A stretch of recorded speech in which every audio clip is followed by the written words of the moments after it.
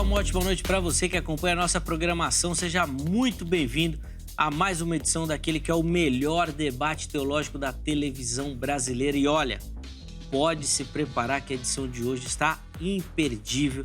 Tenho certeza que você vai aprender, vai ser edificado, vai crescer no conhecimento da palavra de Deus. Afinal de contas, esse é o nosso objetivo aqui no programa. Levar até você esse conhecimento. É claro que o nosso tempo é limitado, é restrito, mas a ideia é que você, a partir das nossas discussões, debates, em alguns sentidos até provocações, se desperte para a busca pelo conhecimento. Se desperte pelo estudo das Escrituras Sagradas, da teologia, avance, cresça, busque de fato respostas e conhecimento. A ideia do Vejam Só aqui é te motivar nessa caminhada e, para aqueles que já estão nessa estrada, ser, obviamente, um suporte e um apoio para esse crescimento. E na noite de hoje, com dois grandes conhecedores da Palavra de Deus, um tema muito legal, muito bacana, que versa sobre a volta de Cristo. Bom, vai ser muito legal, daqui a pouquinho já vou colocar o tema aqui. Antes de apresentar os convidados, vou colocar aqui para você meu perfil lá no Instagram, chega por lá, é mais uma plataforma aí para a gente poder interagir, conversar, falar sobre teologia, sobre o estudo das Escrituras também. Recebo muito carinho dos nossos telespectadores, mas sinto falta da sua mensagem ainda. Você não chegou por lá, ainda não faz parte dessa comunidade? Vai lá, manda sua mensagem, vai ser muito legal para a gente poder conversar também, tá bom?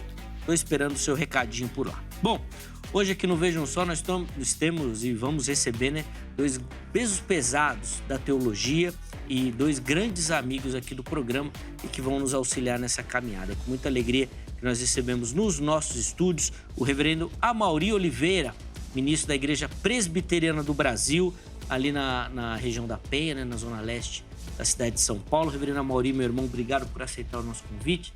Seja muito bem-vindo, uma alegria recebê-lo. Alegria também estar aqui mais uma vez. Obrigado pelo convite e sempre nossa expectativa é de contribuir com os nossos queridos irmãos, com a Igreja Preciosa de Jesus. Um prazer estar aqui com você, Zeca, pastor Elias. Alegria sempre conversar. Irmão precioso, querido, muito estudioso, sempre enriquecedor. Então, Deus nos dê graça e nos ajude a contribuir com o nosso povo através desse debate. Amém. Seja uma oportunidade de fato de crescimento, de avanço. Bom, o pastor Elias é um amigão também nosso aqui e do programa, sempre contribui. Hoje vai ser bom, fica ligadinho que vai ser bacana. Para a gente começar, reverendo Amaury, vou pedir as informações da igreja, endereço, dias e horários das principais atividades por lá também. Certo. Estamos na Igreja Presbiteriana da Penha, ali no centro do bairro da Penha. Temos culto aos domingos 9h30, tem um culto em espanhol 11 horas, culto 18 horas, um culto muito gostoso na segunda-feira também.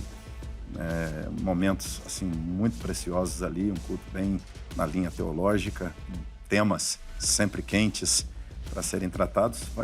Será uma alegria muito grande poder receber qualquer um dos nossos irmãos que quiserem estar lá cultuando conosco.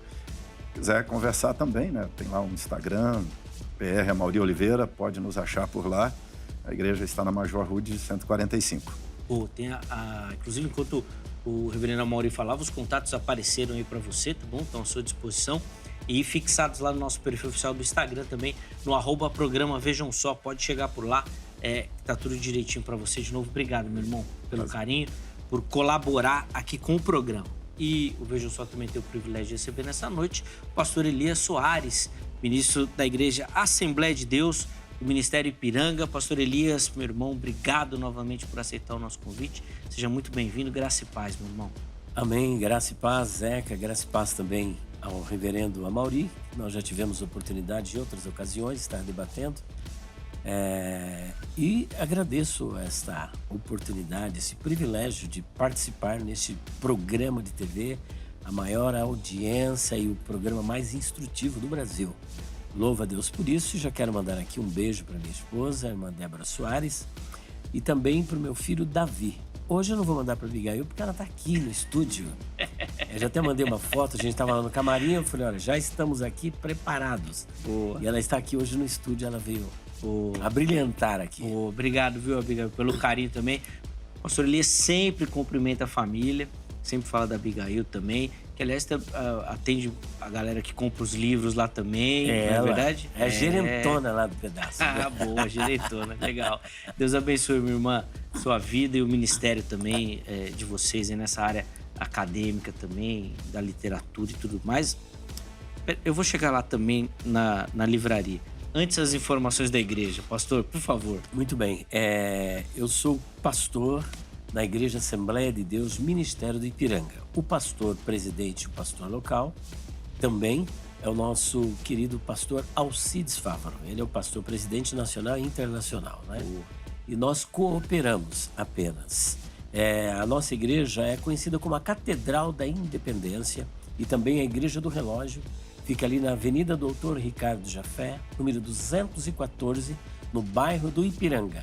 Quem do museu olhando de frente vai se deparar com a igreja. Sim. Ou lá da igreja dá para ver o museu do Ipiranga. Exatamente. Também. Então tá ali, por isso que é a Catedral da Independência. Teve o grito ali da Independência. Exatamente. Ali.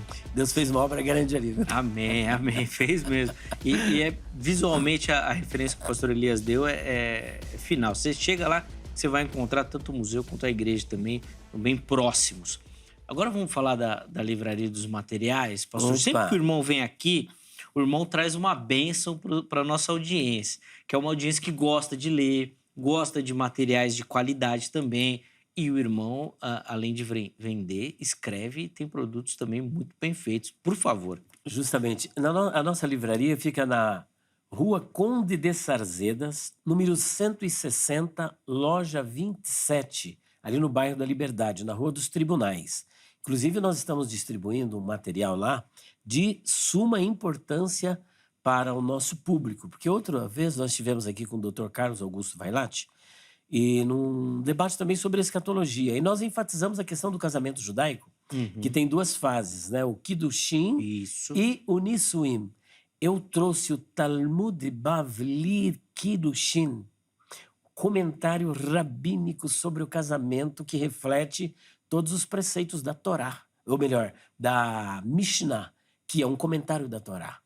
É uma obra para quem quer conhecer a tradição, o costume, a cultura que prevalecia nos tempos de Jesus. Nós temos esta obra. Muito legal. Nós temos o volume 1 e temos o volume 2. E temos também o Sanedrin. Quem quer conhecer toda a questão ética, direito, jurisprudência judaica, o Supremo Tribunal, a Suprema Corte, que é o Sanedrin, você vai conhecer através destas 3 obras. Você vai entrar conosco em contato pelo telefone que vai aparecer aí. 0 operadora 11 93279 3001. Ou também, para falar com a Abigail, que é a gerente, 0 operadora 11 94901 6633. Você vai adquirir essas obras que nós vamos passar para você ficar afinado. Porque o pessoal gostou bastante, viu? Sim, da questão lá dos costumes, da cultura. Muito legal a referência, muito bacana, muito bem aplicado. Eu costumo dizer assim, pastor Elias, até eu que não defendo, fiquei impressionado e achei muito legal. De verdade. Pois é, e nós fomos numa escola rabínica. E eles abriram as portas para nós. Falaram, a gente não faz isso para ninguém, mas abriram e cederam os materiais. Então você vai adquirir por um preço super especial. Entre em contato conosco. Fora isso, temos um mega kit que depois você vai ver aí, de perguntas difíceis de responder, volume 1, volume 2, 3, 4, 5. E tem também os pregadores dizem, mas a Bíblia não diz. E o primeiro livro que eu escrevi de poesias, que você vai ver, que é de R$1.000, você vai pagar apenas 10 parcelas de R$52. A gente vai conversar, tá bom? Boa. Inclusive, os contatos apareceram aí para você, mas estão fixados lá no nosso perfil do Instagram. Então, se você tiver interesse pelos materiais, não deu tempo de anotar os contatos que o pastor Elias passou, pode entrar lá que tá tudo certinho para você. Aí você manda uma mensagem. Pastor, te vi lá no Vejam Só, tenho interesse nesses materiais, quero saber como é que faz e tudo mais. Ele vai te explicar, vai te direcionar e vai dar tudo certo. A explicação do casamento judaico eu achei ótimo. Foi legal? Mas veio um amigo seu aqui, falou do arrebatamento de Israel, aí ficou difícil. Aí ficou embaçado, hein, o Rafael? Ele é uma benção, viu? Esse Rafael causou, ele falou do arrebatamento de Israel, virou uma confusão. E ele falou que guardou para falar aqui ainda, né? Guardou. Bom, um grande abraço, Rafael. Obrigado, pastorzão, pelo carinho. Tem o grupo lá no WhatsApp, que também ferve, viu? Ferve. Rapaz, você ficou um dia sem olhar lá, tem mais de 1000 mensagens pra você ver. Aí já não tem mais como acompanhar. Grande abraço, meu irmão. Obrigado pelo carinho, pela audiência. Também tenho certeza que ele tá nos assistindo aqui também. Fica aí o nosso carinho, tá bom? Bom, hoje nós vamos falar sobre a volta de Cristo. E a pergunta do Vejam Só é: essa volta será secreta? Como é que vai ser essa volta de Cristo?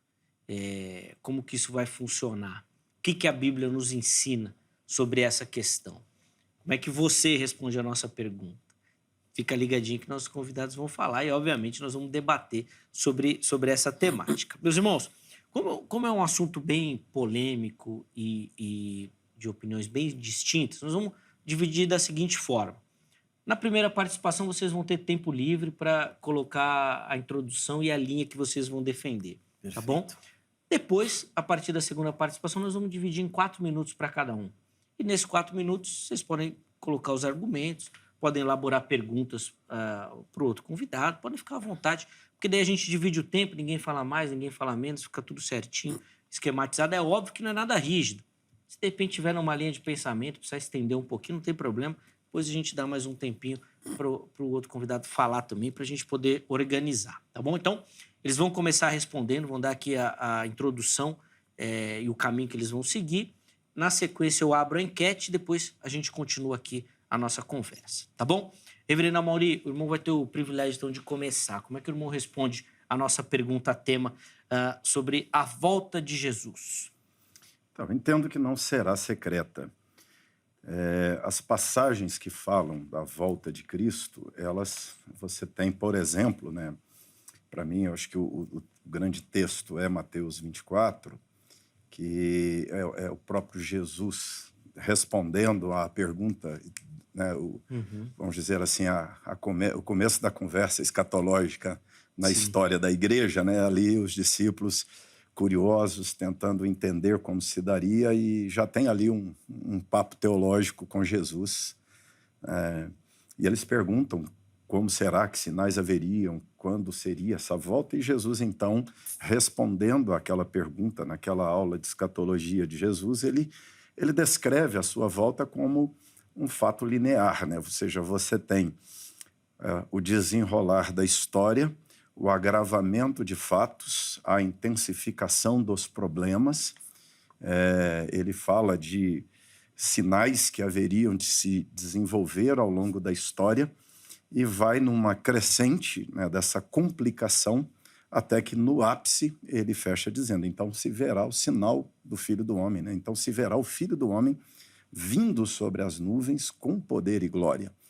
E Jesus culmina seu sermão, ele coroa aquela linha crescente dos eventos, dos fatos, respondendo à pergunta dos seus discípulos, dizendo que depois do desenrolar daquilo tudo se veria esse sinal. Ele não fala de nenhuma ação, volta antes disso. Ele fala do que acontece com a história.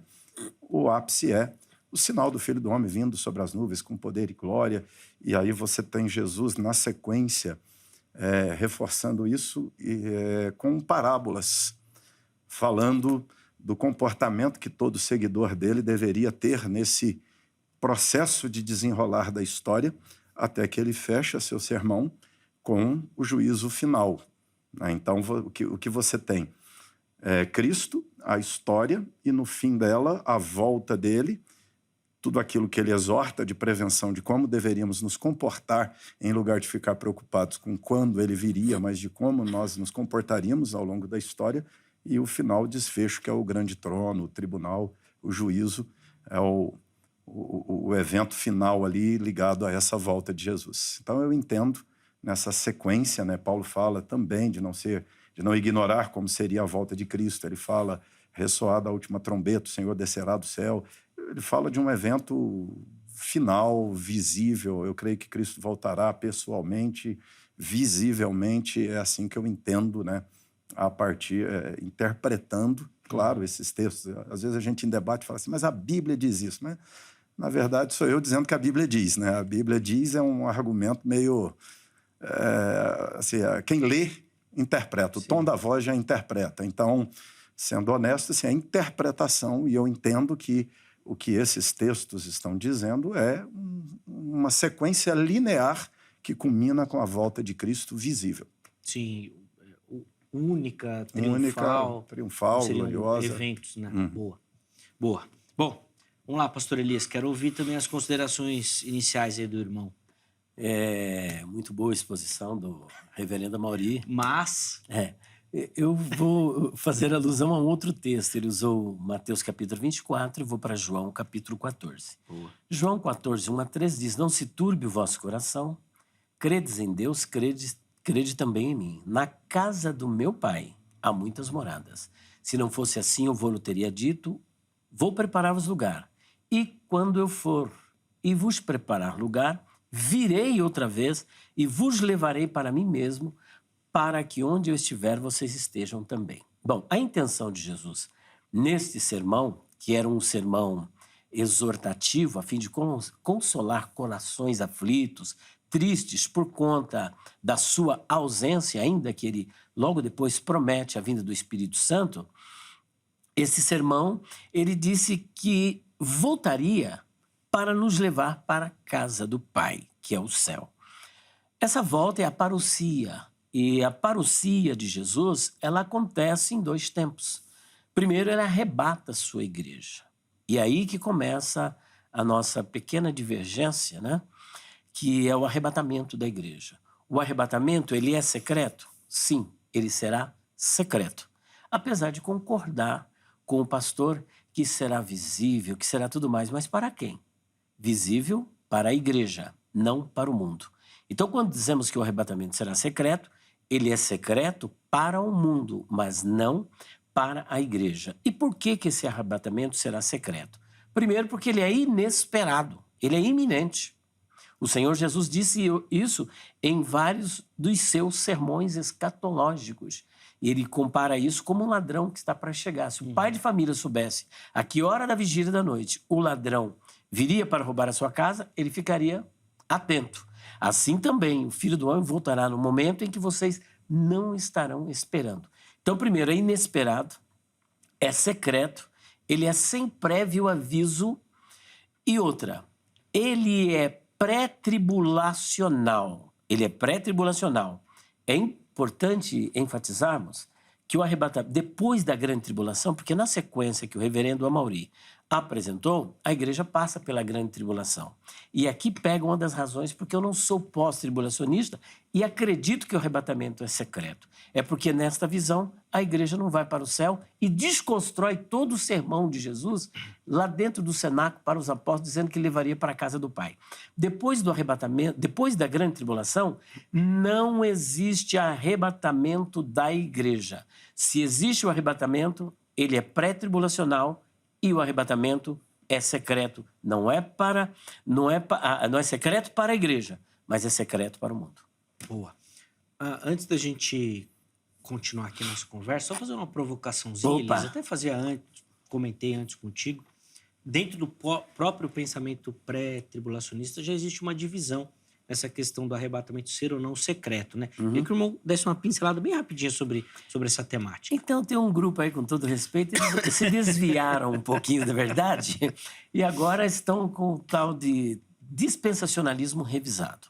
E o dispensacionalismo revisado, pouco a pouco, só que quando você aperta um dispensacionalista revisado, eu não quero aqui citar nomes para não ferir a sensibilidade de amigos meus que até já participaram aqui, quando você aperta, ele vai cair de novo admitindo que é secreto. Então eles dizem que não é secreto, arrumaram uma outra versão, mas continue firme, o arrebatamento será secreto. Secreto para o mundo, mas não para a igreja. Continue fiéis. Inclusive, falaram aqui no Vejam Só, eu te defendi como um remanescente fiel. Justamente. Do pensamento. Então, olha, muito obrigado. Te defendi. Depois nós vamos até armar um debate entre os pré-tribulacionistas sobre essa temática. Pré-tribulacionista contra pré-tribulacionista. Sobre esse arrebatamento. Anote isso daí, Angélica. Vai dar um programa bom nessa temática também.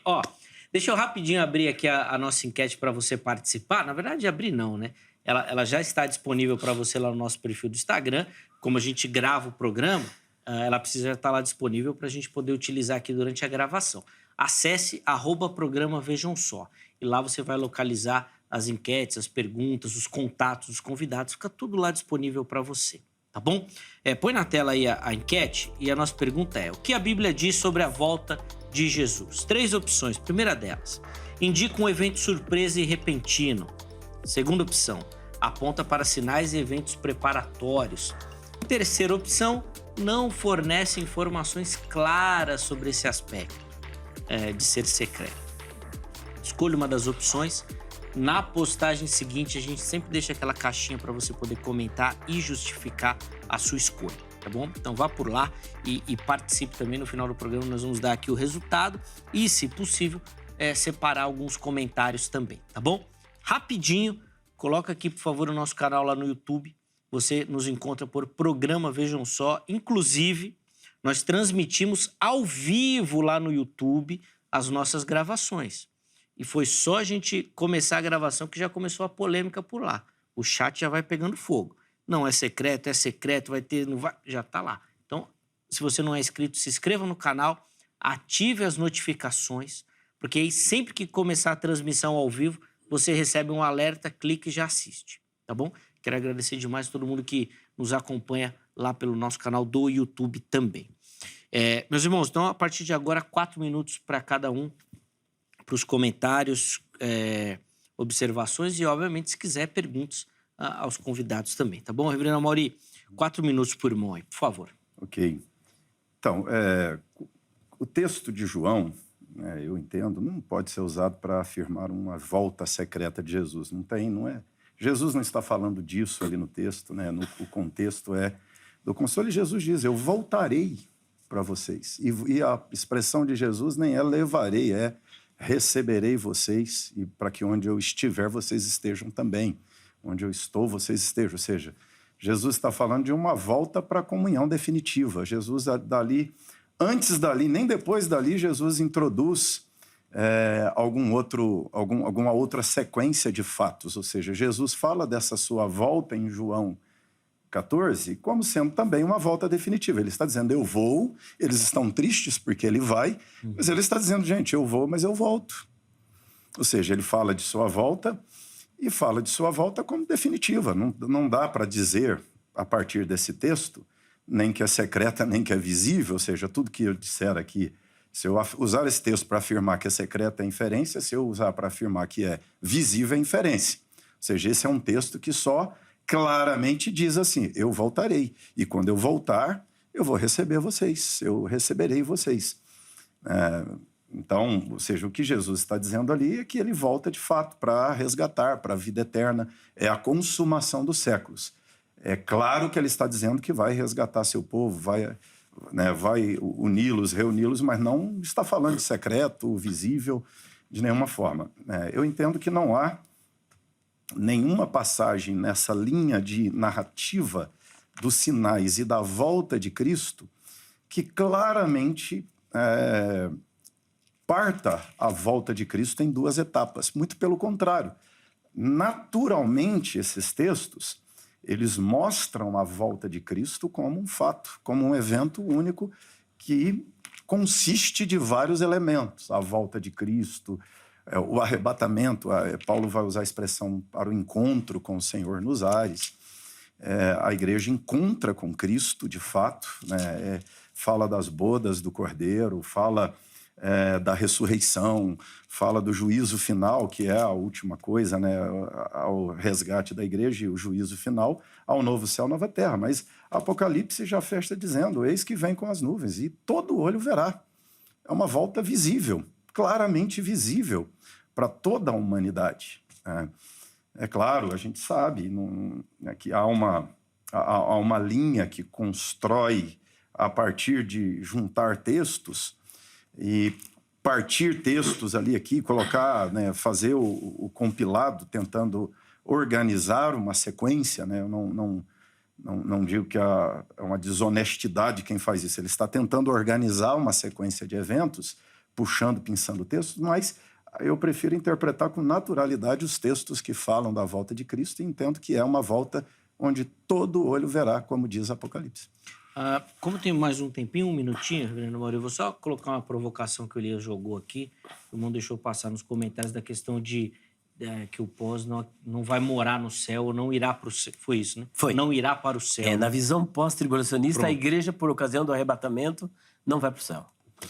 Então, a volta de Cristo inaugura novo céu e nova terra. Há essa expressão nossa, né? Olha, nós vamos para o céu. Ou seja, quando o crente morre, ele estará com Cristo. Ele já está na comunhão com Deus. Agora, a volta de Jesus, o que marca a volta de Jesus é o novo céu e a nova terra. É a inauguração de uma nova ordem de existência, de uma nova harmonia de céu e terra. É uma nova ordem completa, é um novo céu, é uma nova terra. Então, eu entendo que a volta de Cristo Jesus, a volta de Jesus, já é para colocar fim a essa história, resgatar o seu povo, e não haverá nem mais essa distinção de céu e terra, ou seja, mundos conexos perfeitamente, que hoje o pecado separa. Os pais da igreja, tem alguns pais antigos, né, tem alguns textos do terceiro século que eles têm uma concepção interessante, né, que eles diziam que na queda o paraíso foi tirado da terra e que na volta de Cristo, paraíso e terra estarão reunidos novamente ligados, né? É algo assim a ser ainda investigado, entender bem. Há poucas referências, sem muita explicação do que queriam dizer com isso, mas é interessante isso. O que faz haver separação é o pecado. Sem a presença do pecado, novo céu e nova terra, harmonia perfeita entre mundo espiritual, físico, o céu, terra, Deus, humano. Aí não tem a necessidade de morar no céu, né? Não tem. Boa. Vai lá, Elias. 4 minutos. Se eu fosse aqui trabalhar cada ponto que ele deixou aqui, meu Deus, né? Só para explicar aquela questão lá que ele acabou de falar do encontro, a palavra grega é apântesis. Eu fiquei 15 minutos explicando aqui, só esse ponto. Agora, eu já quero primeiro desconstruir aqui uma falácia. Eu não disse que João 14, 1-3 fala de arrebatamento secreto. Eu só fiz uma introdução para falar da promessa de Jesus que ele iria voltar. Aí depois eu disse, e quando ele volta primeiro para arrebatar a igreja. Esse arrebatamento dessa fase, ele é secreto. Então deixa eu fundamentar aqui esse arrebatamento secreto. Mateus capítulo 24, versículos 37 até o versículo de número 39, o Senhor Jesus Cristo, palavra do Senhor Jesus, que diz o seguinte, olha só. E como foi nos dias de Noé, primeiro diz, porém daquele dia e hora ninguém sabe, nem os anjos dos céus, nem o Filho, mas unicamente meu Pai. E como foi nos dias de Noé, assim será também a vinda do Filho do Homem. Ele usa aqui uma figura de comparação. No versículo 38, porquanto, assim como, de novo, nos dias anteriores ao dilúvio, comiam, bebiam, casavam e davam-se em casamento, até o dia em que Noé entrou na arca. E olha o 39, e não o perceberam, até que veio o dilúvio e os levou a todos. Assim será também a vinda do Filho do Homem. Então, a primeira comunicação que o Senhor Jesus apresenta para nós é que Noé entrou na arca com a sua família, com milhares de animais que vieram de todos os rincões, aquelas pessoas para as quais Noé pregou, porque 2 de Pedro, capítulo 2, versículo 5, chama ele de pregoeiro da justiça. Eles não creram. Noé, 7 dias antes do dilúvio, ele foi tirado da terra e colocado dentro da arca. E todos os animais juntamente com ele e toda a sua família. Ninguém percebeu a entrada de Noé dentro da arca. Eles só foram perceber quando o dilúvio já estava sobre eles. Então foi secreto. Hebreus, capítulo 9, versículo de número 28, eu creio que ele põe até fim a essa questão, quando ele diz aqui o seguinte, olha, assim também Cristo, oferecendo-se uma vez para tirar os pecados de muitos, aparecerá a segunda vez sem pecado aos que o esperam para a salvação. Mas isso aqui é importante a gente analisar o verbo grego para aparecer. O verbo grego é ophthesetai. E ophthesetai, a ideia que ele comunica é ser visto. Jesus voltará e será visto por aqueles que o aguardam para a salvação. A minha pergunta que fica é: o mundo está aguardando a salvação? O mundo está... A salvação, diga-se de passagem, arrebatamento. O mundo está aguardando a volta de Jesus? O mundo está aguardando o arrebatamento? Quem é que está aguardando o arrebatamento, senão os filhos de Deus, aqueles que foram adotados por conta do sacrifício de Cristo no Calvário? Portanto, ele é secreto para o mundo, porém não para a igreja. Ele será visto por quem? Apenas por aqueles que o aguardam para a salvação, não para o mundo. Então, inicialmente, eu quero deixar essas duas passagens bíblicas para reflexão. Boa. Vamos lá, reverendo Mauri. O Elias correu direto lá no texto de Mateus 24, que você tinha citado logo no início. Então, partir o sermão de Jesus em duas etapas, eu acho que assim não corresponde aqui ao que Jesus está fazendo ali naquele momento com seus discípulos. Ele está ali dizendo: olha, os sinais evoluirão assim e vocês verão o Filho do Homem vindo sobre a nuvem com poder e glória. E você vai juntar isso com o Apocalipse, e o Apocalipse vai dizer: ele voltará entre as nuvens, eis que venho com as nuvens, ele vem com as nuvens e todo olho o verá. Ou seja, quando eu digo que Cristo será visto a partir da percepção do texto de Hebreus, ou seja, é claro que o ver da igreja é diferente do ver do mundo. Ou seja, a volta de Cristo para a igreja significa uma coisa totalmente diferente daquilo que significa a volta para o mundo. A volta para o mundo é para juízo. O mundo não vai entender quem Cristo é no sentido de Salvador, ou seja, eles não terão a compreensão de Salvador, ou seja, Jesus já aparecerá como juiz para eles. O que a Hebreus está dizendo é: a igreja reconhecerá Jesus, porque ela já o espera, ele voltará, mas o texto de Hebreus também não está dizendo que o ímpio não verá.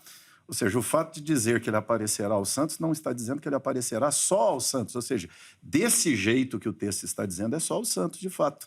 Mas é o mesmo evento com percepções diferentes de públicos diferentes. Por quê? A volta de Cristo significa uma coisa para a igreja, significa outra coisa para os não crentes. Para a igreja significa isso que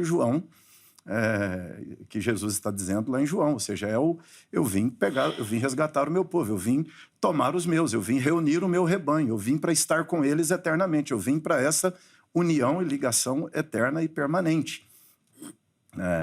O que eu entendo, né, até de arrebatamento é o encontro com Cristo, de fato, nos ares, e à luz do que Zacarias fala, né, o Senhor vem com todos os seus santos. Eu entendo que os santos é a igreja com Cristo, e é para o juízo final já, aquele momento, é o momento que Jesus culmina seu sermão dizendo: olha, estarão todos diante do trono de Deus, a turma à direita, a turma à esquerda, a uns ele dirá: vinde benditos de meu Pai, entre na posse do reino eterno. Essa é a hora que a igreja entra para o reino eterno, a eternidade, é o novo céu e a nova terra. E é o momento em que ele diz aos outros: apartai-vos de mim, malditos, para o fogo eterno. Ou seja, é a volta de Jesus, a sequência dos fatos. Paulo vai dizer que antes de arrebatar, os mortos ressuscitarão. Né? Antes, a sequência dos fatos: Cristo voltará, os mortos ressuscitam, aqueles que morreram em Cristo, os crentes ressuscitam, a igreja inteira é reunida a Cristo, ele vem para o juízo final, e da sequência do juízo final, novo céu e nova terra. Os justos, os santos, entram para a posse do reino eterno, os não crentes vão para o fogo eterno, destinado, como disse Jesus, né, preparado para Satanás e seus anjos, e os que não creram juntamente com eles na perdição eterna. Eu entendo, né, que a sequência dos textos é sempre mais simples.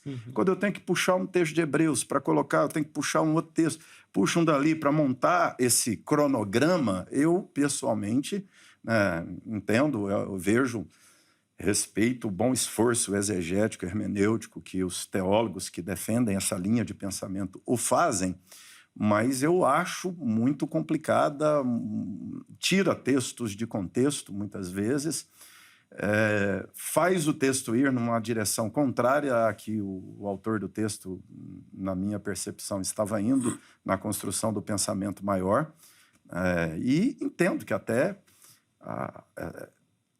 essa linha, né, tem sido hoje muito questionada. Acho bem pertinente mesmo a sugestão, né, de um debate entre dispensacionalistas e dispensacionalistas, pré-tribulacionistas e pré-tribulacionistas. Nem todo pré é dispensacionalista, né? Mas por quê? É uma tendência. Nós temos até uma denominação presbiteriana nos Estados Unidos que era pré-tribulacionista, que hoje, na revisão do debate teológico, conciliarmente tomou uma decisão, revisou sua escatologia, hoje não é mais pré-tribulacionista, oficialmente se tornou pós-tribulacionista, entendendo essa sequência dos fatos. Há vários, de fato, teólogos importantes. Aliás, esse movimento nos Estados Unidos já é mais antigo, ele está mais crescente no Brasil recentemente, mas ele já é mais antigo nos Estados Unidos, né, nessa linha de revisão. É claro, houve o pré-tribulacionismo, ele nasce de uma revisão do pós, e agora alguns pré estão revisando e voltando ao pós, ou seja, mas o debate é para isso. Eu acho que o debate enriquece, o debate você ouve o outro lado, né? É muito fácil as conclusões ouvindo só nós mesmos, né? Sim, sem dúvida. Elias, pelo que eu entendi aqui, você vai virar uma espécie em extinção, Elias. Vamos ver se você vai permanecer fiel, remanescente fiel aí. Olha, ao pensamento. Guardião. Assim, com todo... Vou disparar aqui o tempo, vamos lá. É que eu percebi que ele foi longe. Foi. 10 minutos. Não, aproveite, use o meu. Devolva o meu. Mas tudo bem. 10 minutos. Mas tudo bem. Ele é reverendo. Não, pode ir que o seu tempo será preservado, candidato. Fique tranquilo. Olha, assim, com todo respeito, tá, esse diálogo aqui está sendo muito maravilhoso, mas se depender da argumentação do reverendo, eu vou continuar pré e acreditando no arrebatamento secreto. Bom, vamos trabalhar. Essa para mim é novidade. O pré nasceu do pós? Qual dado histórico? Que livro? Os Pais da Igreja? Eu não sei onde ele cunhou isso, de onde ele tirou, ele pensou isso. Mas para mim é uma tremenda novidade que eu saiba, o pré nasceu da palavra de Deus, da Bíblia, como eu estou aqui apresentando. Segundo ponto, oftesetai é ser visto, olha, ele será, olha o que a Bíblia diz, está dentro do contexto, não está fora de contexto. Ele aparecerá segunda vez. Isso não é escatologia? Isso não é volta de Jesus? Aí o autor vai dizer, para os que aguardam para a salvação. Ele não está dizendo que vai aparecer para o mundo. Não está dizendo. Ele também não está dizendo que vai aparecer para os ímpios. Mas é para aqueles que o aguardam para a salvação. Então o texto aqui, ele é muito claro. Segundo ponto. Pega um texto aqui, um texto ali, um texto lá. Quando a gente tem um texto difícil, agora vamos voltar para a regra hermenêutica. A hermenêutica parte de 3 perspectivas, né? Até mesmo Langston, não. Esqueci, aquele que tem aquela obra Princípios de Interpretação Bíblica, que é um calvinista daqueles terríveis. Eu não lembro o nome dele. Berkhof. Louis Berkhof. Ele apresenta ali algo que eu acho bem interessante, né? Apesar de ser calvinista, mas essa hermenêutica dele eu acho super legal.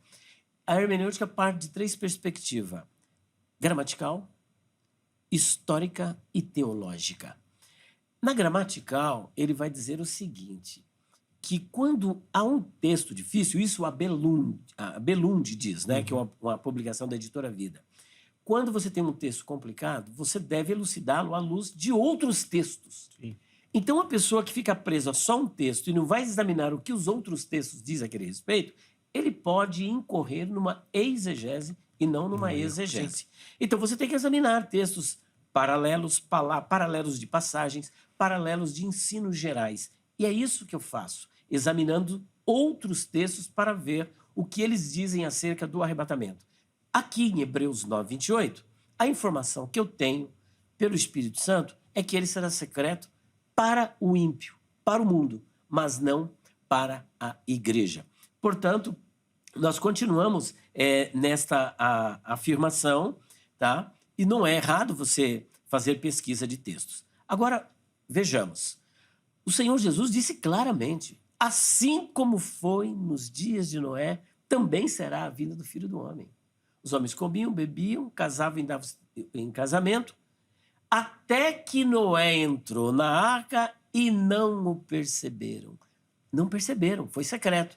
Quando Jesus ressuscitou, fica a pergunta, quem viu Jesus ressuscitado? A não ser os salvos. Nem o ímpio. A Bíblia não dá testemunho de nenhum só ímpio que viu Jesus ressuscitado. Jesus ficou por 40 dias aparecendo. Para quem? Somente para os salvos. Quando Jesus ascendeu aos céus, quem é que viu Jesus sendo assunto aos céus? Somente os seus discípulos. O mundo não participou. Por que agora, no arrebatamento da igreja, que é a finalização do casamento, que eu não vou nem entrar aqui na questão do casamento judaico, senão a gente vai ficar aqui um tempão falando sobre o Kiddushin e o Nissuim, o tratado de casamento, a Ketubá, que é justamente o que Jesus apresenta ali em Mateus, capítulo 25, sobre a parábola das 10 virgens. Por que agora no casamento, no algo que é particular, que é só entre ele e a esposa, ele vai dar abertura para todo mundo ver? Não. Verão quando ele volta casado já com essa esposa, então na segunda fase da segunda vinda, todo o olho verá. Os textos apresentados pelo reverendo Amauri, Apocalipse capítulo 1, versículo 7, Judas versículo 14, versículo de número 15, temos também Mateus capítulo 24, versículos 29 a 31, todos esses textos são alusivos a um episódio que ocorrerá depois da grande tribulação, quando a igreja já foi arrebatada e levada para a casa do Pai. Onde fica a casa do Pai, se não no céu? É para lá que Jesus prometeu levá-la. Eu vou preparar. Depois, se tiver tempo, a gente entra aqui no conceito judaico para explicar, porque Jesus já era judeu, Paulo era judeu, e ele fala ali para um público judeu, o livro de Mateus, naquele sermão ele está falando para judeu, não está falando para gentio, está falando para judeu. Então, dentro de um contexto histórico e cultural judaico, ele não fugia desta realidade. Por essa razão, nós continuamos a afirmar, ele será secreto para o mundo, porém não para a igreja. E com necessidade de acontecer, porque vai levar para a casa do Pai. Dessa promessa. O primeiro da promessa em João 14, de 1 a 3. Boa. Vamos lá, reverendo Amauri, por favor.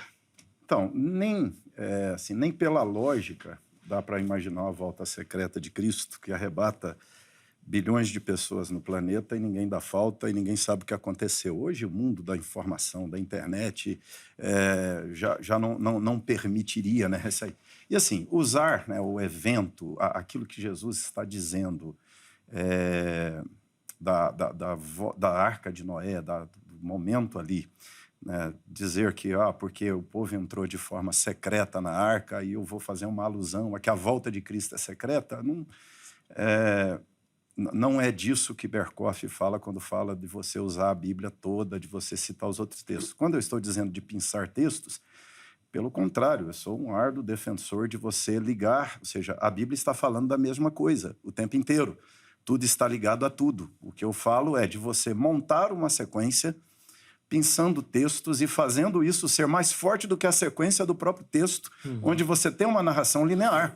Ou seja, você parte um fato que o texto de Mateus 24 está narrando linearmente a partir de um outro texto puxado de lá para cá. E olha só, né, quando a gente fala do texto, por exemplo, de Hebreus, o texto de Hebreus, se você olhar, ele vem numa construção. Ele está falando de quê? O que é o assunto de Hebreus, capítulo 9? Ele está falando do sacrifício de Cristo. Hebreus está explicando Levítico. E ele está aqui dizendo que, olha, o sacrifício de Cristo é definitivo, é de uma vez por todas. E assim como esse primeiro sacrifício, esse sacrifício dele, nessa primeira vinda dele, esse sacrifício é de uma vez por todas, ele introduz no nosso português uma tradução interessante, boa, que diz assim também Cristo, tendo se oferecido uma vez para sempre para tirar os pecados, aparecerá a segunda vez sem pecado aos que o aguardam para a salvação.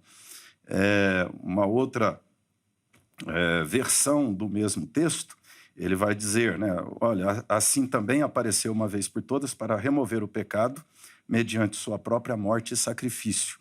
Assim, ele vai dizer, olha, da mesma forma que Cristo veio de uma vez por todas, definitivamente, para tirar, expiar os pecados, cumprir o sacrifício, ele está dizendo, olha, ele aparecerá a segunda vez sem pecado definitivamente, é a volta de Cristo.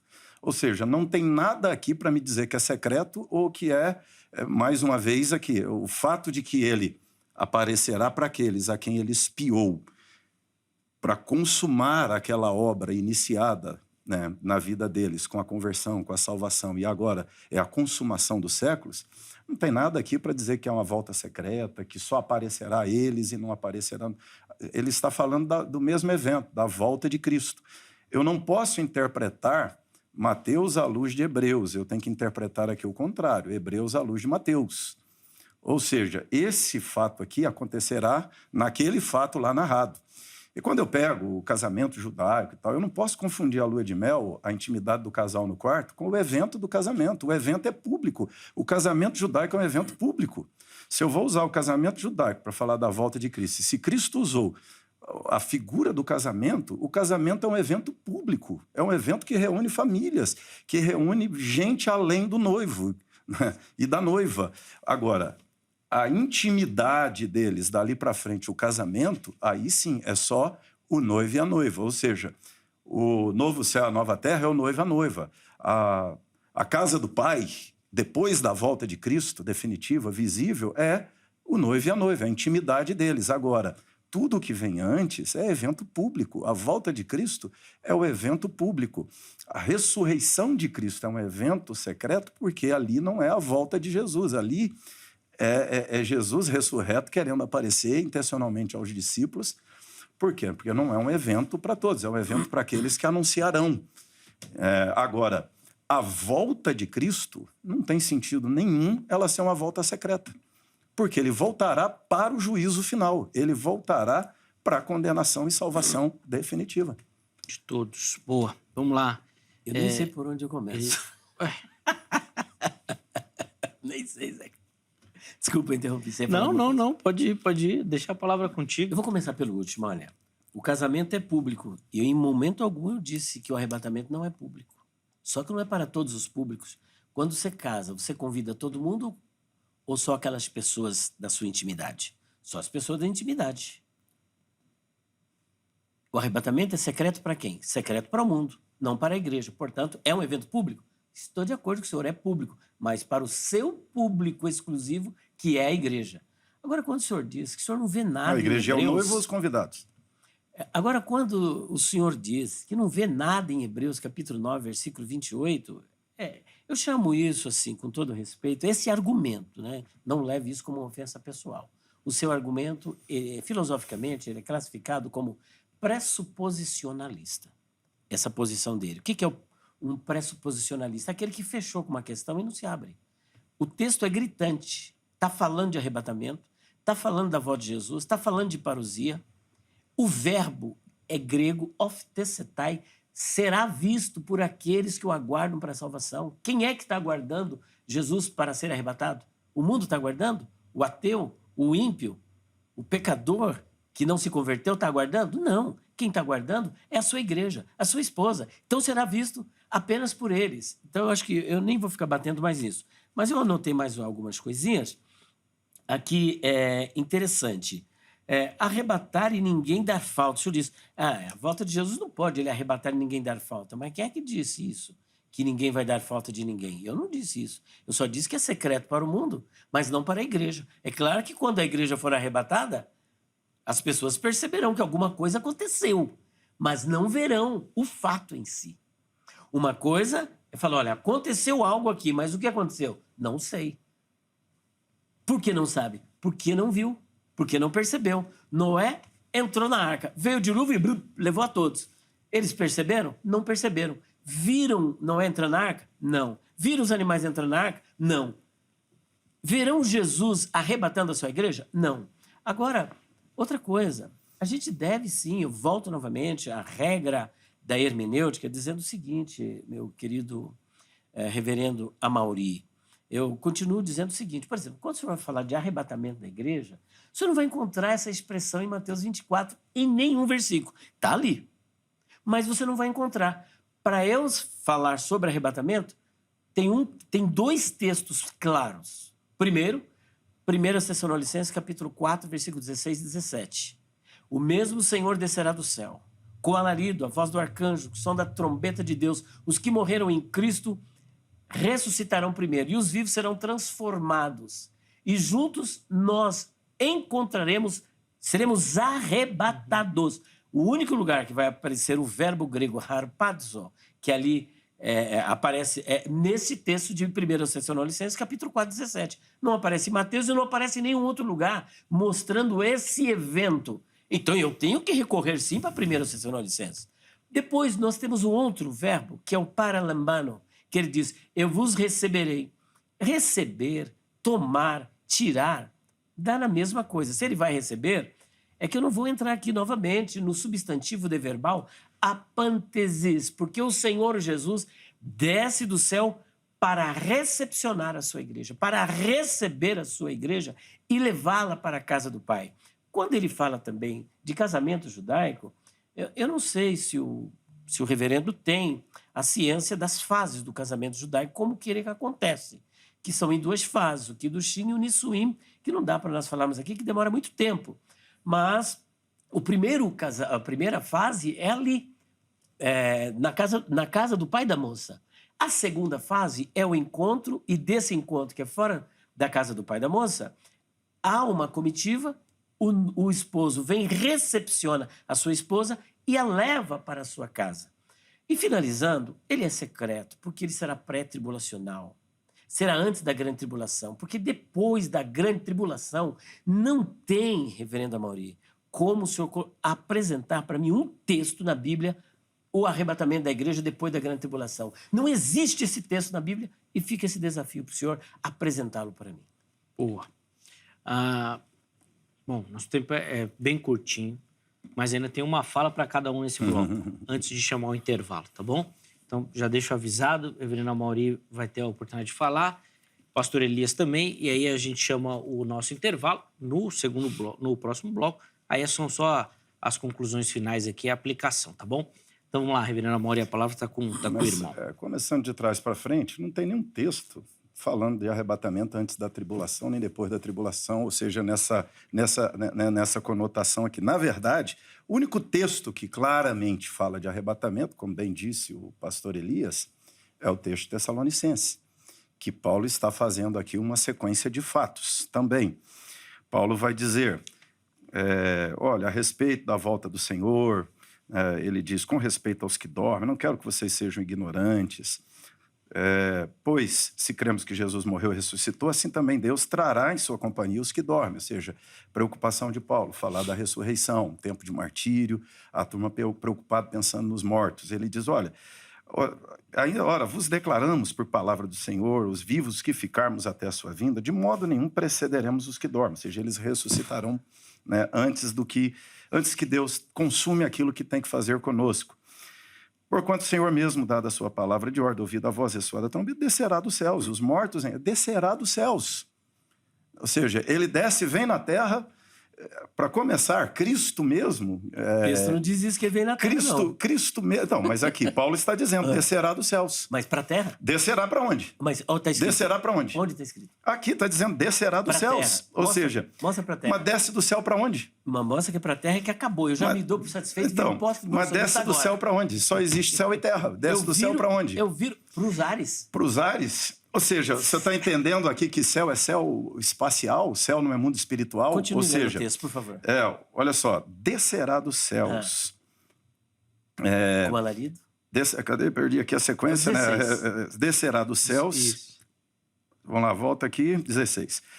Ouvida a voz do arcanjo ressoada da trombeta, descerá dos céus. Os mortos ressuscitarão primeiro. Depois nós, os vivos, os que ficarmos, seremos arrebatados juntamente com ele entre nuvens. Não para as nuvens, preste atenção. Entre nuvens, para o encontro com o Senhor nos ares. Ou seja, não, esse encontro aqui, não é que ele... Olha só, o Senhor os arrebatará juntamente com ele para o encontro. Ou seja, quem vem? Quem vem e leva para o encontro? O próprio Senhor. O Senhor. O próprio Senhor vem e leva. Né? E leva para o encontro junto com ele. Aonde? Aí ele diz, estaremos para sempre com o Senhor. Ou seja, é o fim, é um ato último.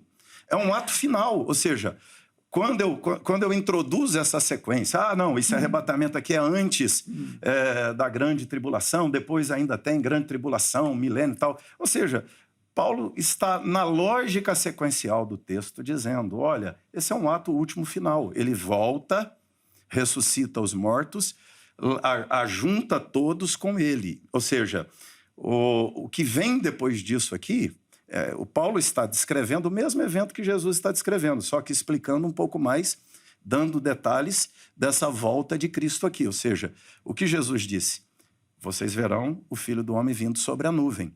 Paulo está só dizendo o que acontecerá nessa hora da vinda de Jesus sobre a nuvem.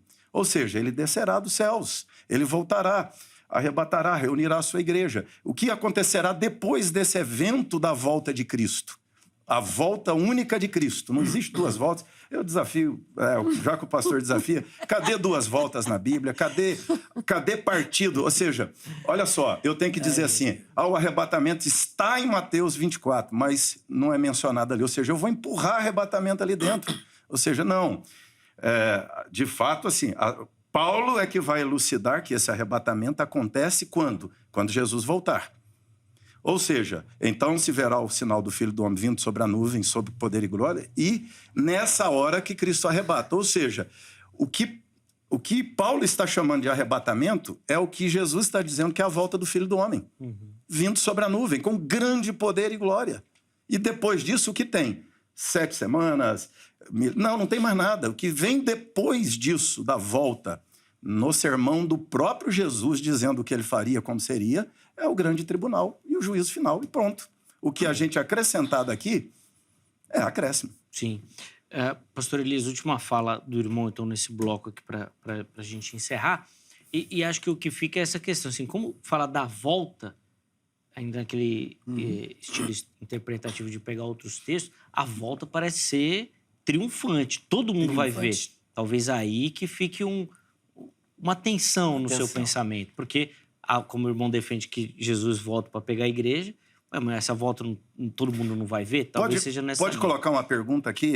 Até assim, para... Vai dar para ele responder não é uma pergunta contestativa ou nada, é só entendendo o pensamento mesmo. Né? Ou seja, não seria melhor não chamar o arrebatamento de volta, já que quando fala de volta de Cristo, aí, ou seja, o pré-tribulacionista, ele coloca arrebatamento antes...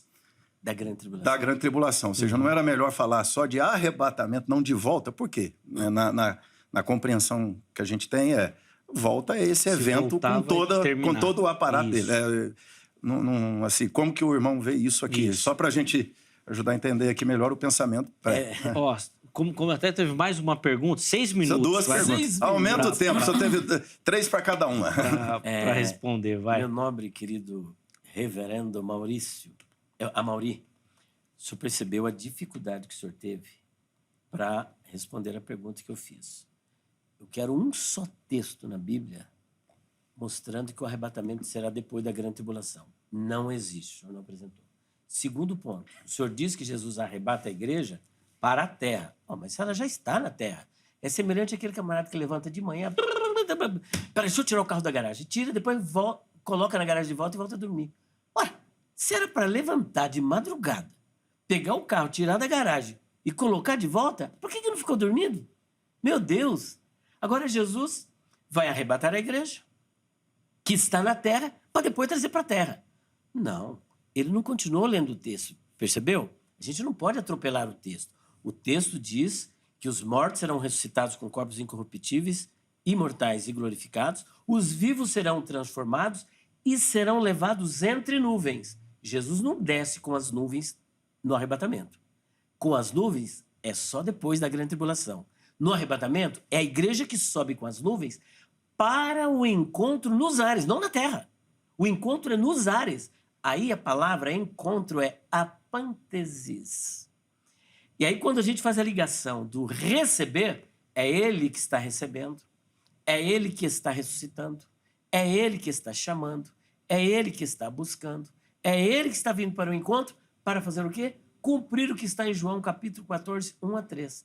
Não se turbe o vosso coração, credes em Deus, crede também em mim. Na casa de meu pai há muitas moradas. Se não fosse assim, eu teria dito. vou preparar lugar. E quando eu for e vos preparar lugar, virei outra vez e vos levarei. Não é vos trarei, porque a gente já está aqui. Trazer para a terra de onde eu já estou? Não, vos levarei para onde?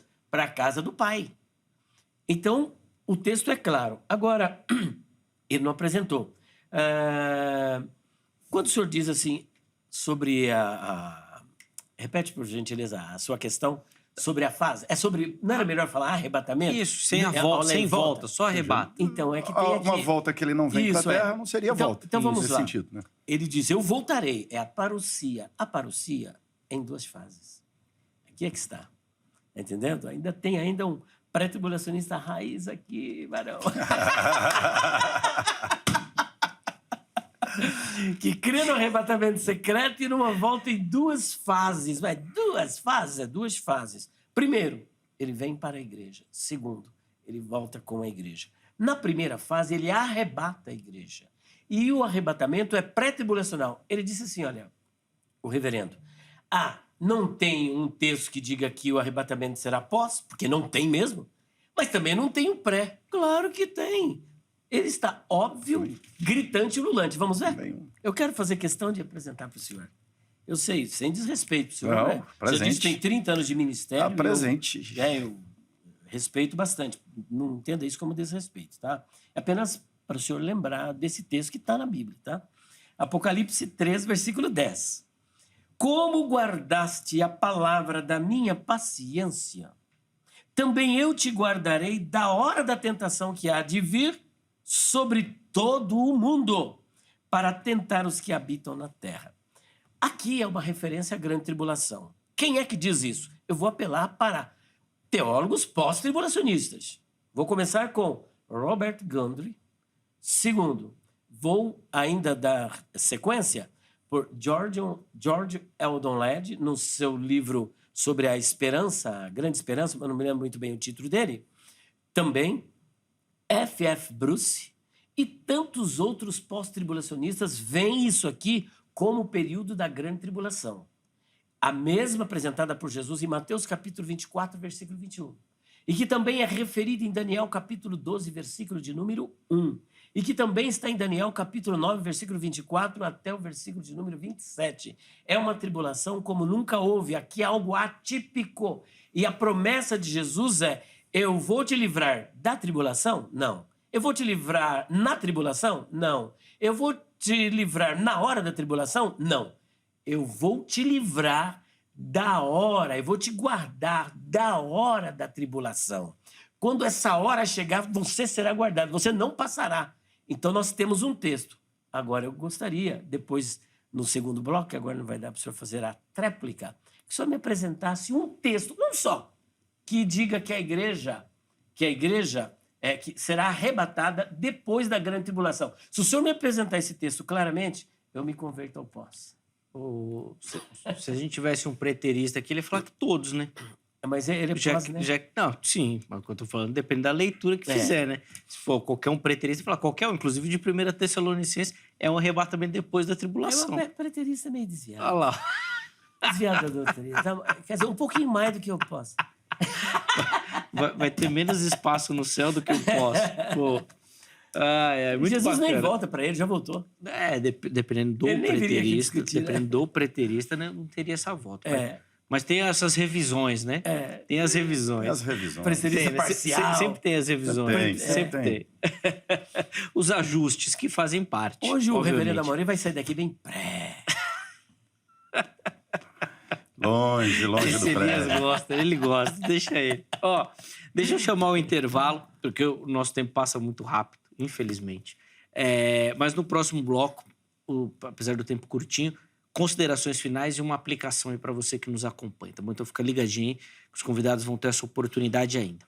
Antes do intervalo, por favor, na tela, o telefone da Agrade. Quer estudar teologia, quer avançar nesse conhecimento da palavra de Deus, se preparar, né, de fato, para o trabalho do reino, procure pela Agrade, que é uma instituição parceira aqui do Vejam Só e que nós indicamos para você, tá bom? Código 11 3115 0819. 3115 0819. Anota o número. Amanhã, em horário comercial, você liga ou, se preferir, pode mandar uma mensagem, tá certo? Esse número aí é o WhatsApp também. Aí você pega as informações, tenho certeza que você vai se encaixar em algum formato ou modelo oferecido pela grade. Além disso, vou deixar aqui para você, ó, as redes sociais da HIT, o site da HIT. Tá cansado aí de acompanhar sempre a mesma programação, nada presta, não tem nada. Vem aqui para a HIT, vem conhecer a nossa programação. Tenho certeza que você vai curtir uma programação de qualidade, preparada sempre com muito carinho para você, para sua família, e eu tenho certeza que você vai gostar. Então conhece lá nas redes sociais, no site, e vem aqui que você vai, tenho certeza que curtir demais, tá bom? Intervalo rápido, Vejam Só vai, mas na sequência nós já estaremos de volta.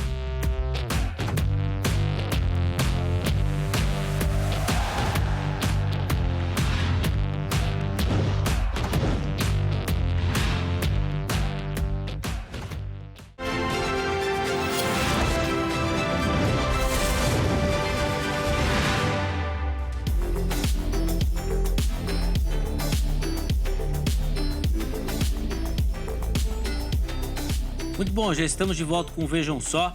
Intervalo rápido aí na nossa conversa, hoje falando sobre a volta de Cristo, será ou não secreta, recebendo aqui nos nossos estúdios, reverendo Amaury Oliveira, pastor Elias Soares, eles que no primeiro bloco aí deram as suas observações, fizeram a construção do argumento. Nesse bloco, eles vão ter a oportunidade de ler das conclusões e uma aplicação para você, tá bom? Antes de devolver a palavra aos meus convidados, vamos rapidinho dar aquela moral para você que nos acompanha, nos assiste, manda sua foto participando. Todo mundo que aparecer aqui no programa vai concorrer a um presente. Pelas redes sociais, ó, Facebook ou Instagram, programa Vejam Só. Você nos localiza em todas as redes sociais dessa forma. Mande por lá sua foto. Faz uma selfie, uma foto bem simples, assistindo o programa e manda lá pelas mensagens, tá bom? Junto com a foto, nome completo, cidade e estado. Você vai aparecer aqui, nós vamos te mostrar e você vai concorrer ao presente. Agora, no final do mês de setembro, nós vamos mostrar quem vai levar o nosso brinde para casa. Tá bom? É muito simples, mas é um reconhecimento do Vejam Só, um carinho do Vejam Só para você que nos acompanha, tá bom? Vamos lá para as fotos que nós separamos para o programa de hoje. E a primeira delas vem lá do Rio de Janeiro, São Pedro da Aldeia. E quem vai aparecer aí, ó, é o Carlos Carvalho, acompanhando o Vejam Só. Boa, Carlos, tá vendo? Fez ali, ó, a selfie, bem simples. Muito bacana, viu, Carlos, pelo carinho, pela participação. Deus abençoe muito sua vida. Muito bacana receber a sua foto aqui. Toda a galera do Rio de Janeiro que nos acompanha bastante por lá também, tá bom? A próxima foto vem de Ribeirão Pires, aqui em São Paulo. E quem aparece aí acompanhando o Vejam Só é o Abisaías Silva. Obrigado, Abisaías, pelo carinho, pela audiência, nos acompanhando aí. Também fez ali a selfie e mandou pra gente. Obrigado, meu irmão. Deus abençoe muito sua vida, tá certo? Obrigado pela audiência. Encerramos as fotos ainda aqui no interior de São Paulo, em Jardianópolis. É isso mesmo? Jardianópolis, ó. A família toda reunida. Tá lá o Tiago, a tia Luciane e a prima Júlia e a bebezinha, a Luísa. Olha lá que legal. Toda a família acompanhando o Vejam Só.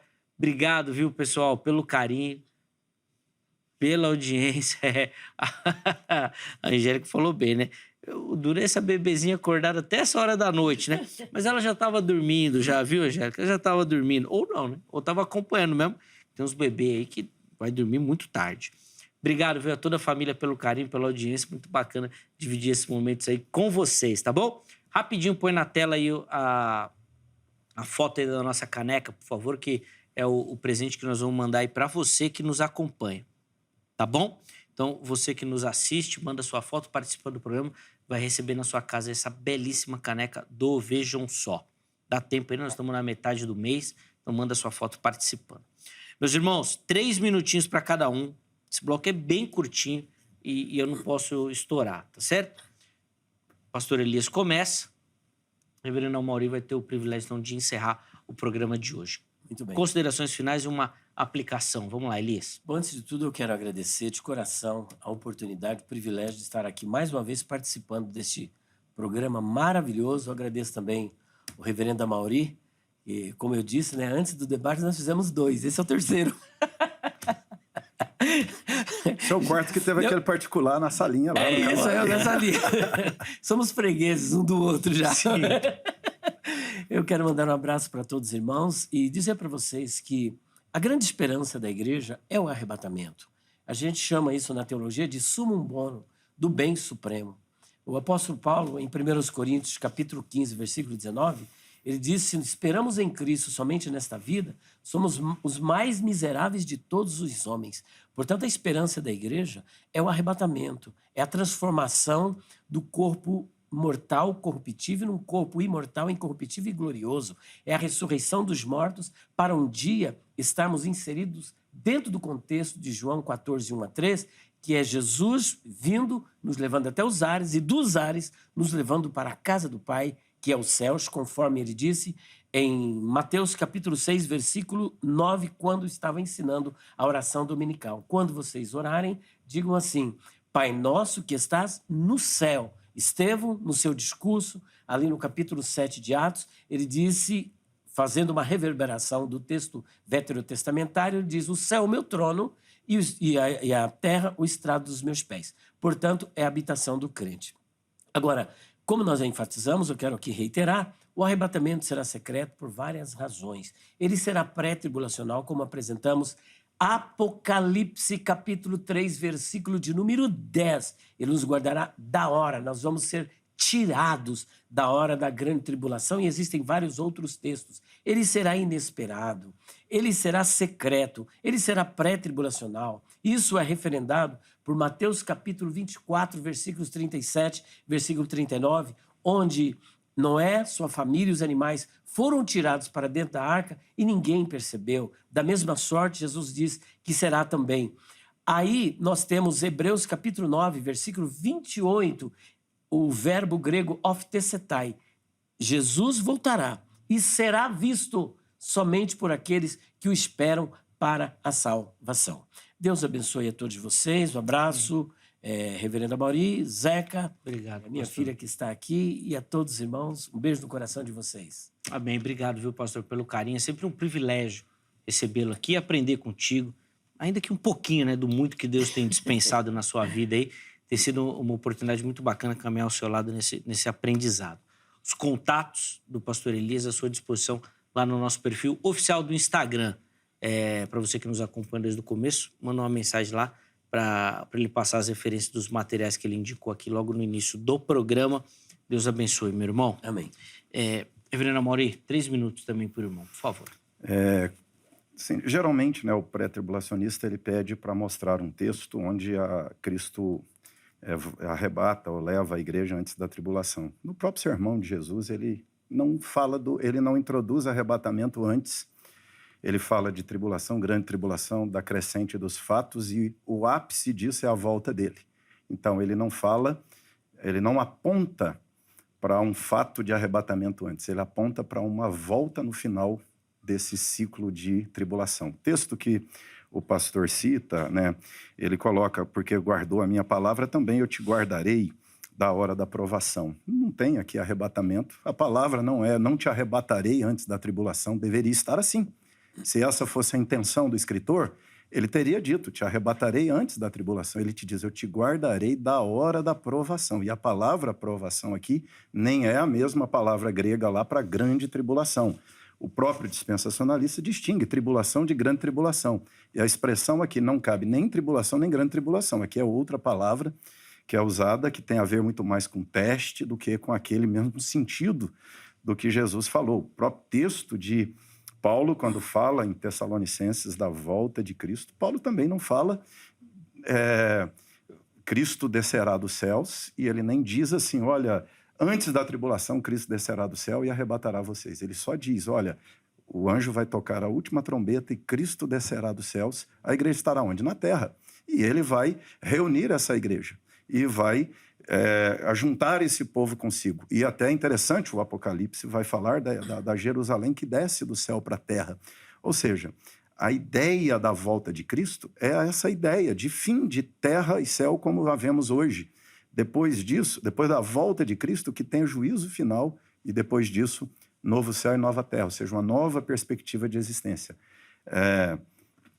São perspectivas diferentes. O texto, para mim, de Mateus é muito claramente volta de Cristo depois da grande tribulação, porque é a sequência do sermão que Jesus prega, né?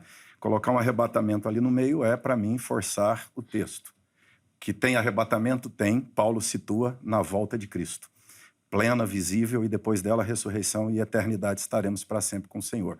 Agora, fato é, tanto um pré-tribulacionista, meu querido irmão, pastor Eli, a nós, a esperança é volta do Cristo vivo ressurreto. Pregamos o Evangelho, o mundo caminha severamente para esse ambiente de desconstrução dos valores da fé, levantes malignos contra a fé cristã.